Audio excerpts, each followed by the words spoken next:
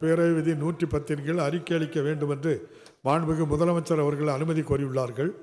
அனுமதி அளிக்கப்படுகிறது. மாண்புமிகு முதலமைச்சர் அவர்கள். மாண்புமிகு பேரவைத் தலைவர் அவர்களே, தமிழ் மொழிக்கு பாவேந்தர் திராவிட இயக்கத்தின் புரட்சி கவிஞர், தமிழினத்தின் மறுமலர்ச்சி கவிஞர் பாரதிதாசன் அவர்களை போற்றும் வகையிலான அறிவிப்பு ஒன்றை தங்களுடைய அனுமதியோடு இந்த மாமன்றத்தில் அறிவிப்பதில் தமிழ்நாடு முதலமைச்சர் என்ற முறையில் நான் மிகுந்த பெருமைப்படுகிறேன், மகிழ்ச்சி அடைகிறேன்.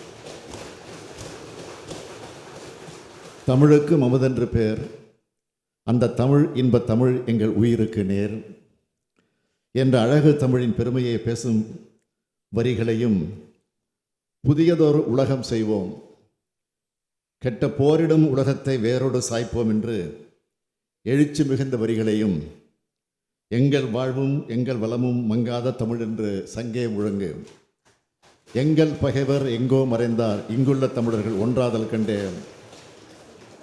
என்னும் போர் பாடலையும், பொங்கு தமிழருக்கு இன்னல் விளைத்தால் சங்காரம் நிசமென்று சங்கே முழங்கு என்ற வெற்றி பாடலையும், தூங்கும் புலியை பறைகொண்டு எழுப்பினோம் தூய தமிழரை தமிழ் கொண்டு எழுப்பினோம் என்ற எழுச்சி முரசு குட்டியும், வாழ்க வாழ்கவே வாழ்க வாழ்கவே வளமார் எமது திராவிட நாடு என்று திராவிட பண்பாடியும் காலத்தினை வென்ற பாடல்களை நமக்கு தந்தவர் பாவேந்தர் புரட்சி கவிஞர் பாரதிதாசன் அவர்கள்.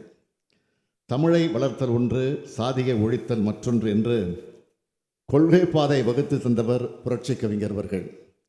மொழி உணர்ச்சி, மொழி மானம், மொழி குறித்த பெருமிதம் ஆகியவற்றின் மொத்த வடிவம்தான் புரட்சி கவிஞர். 1929ஆம் ஆண்டே பெரியாரின் சுயமரியாதை இயக்கத்தின் எழுச்சிக்கு அடித்தளம் அமைத்தவை பாவேந்தரின் பாடல்கள்தான். அத்தகைய பாவேந்தரை தமிழ்நாட்டின் வால் மிட்மன் என்று புகழ்ந்து பேசினார் பேரறிஞர் அண்ணா அவர்கள். முத்தமிழறிஞர் தலைவர் கலைஞர் அவர்கள் எங்கே எப்பொழுது பேசினாலும் அதிலே புரட்சி கவிஞரின் பொன்வரிகள் ஒலித்து கொண்டே இருக்கும். 1990ஆம் ஆண்டு பாவேந்தரின் படைப்புகளை முத்தமிழறிஞர் தலைவர் கலைஞர் அவர்கள் நாட்டுடைமை ஆக்கினார்கள். இன விடுதலை, மொழி விடுதலை, சமூக விடுதலை, பெண் விடுதலை, பழமைவாதம் ஒழிப்பு என்று பாவேந்தர் தன் எழுத்துக்களை திராவிட இனத்திற்கு கொள்கை பட்டயமாக உருவாக்கி தந்தவர். இன்றும் தனது எழுத்து வரிகளால் அவர் வாழ்ந்து கொண்டிருக்கிறார்.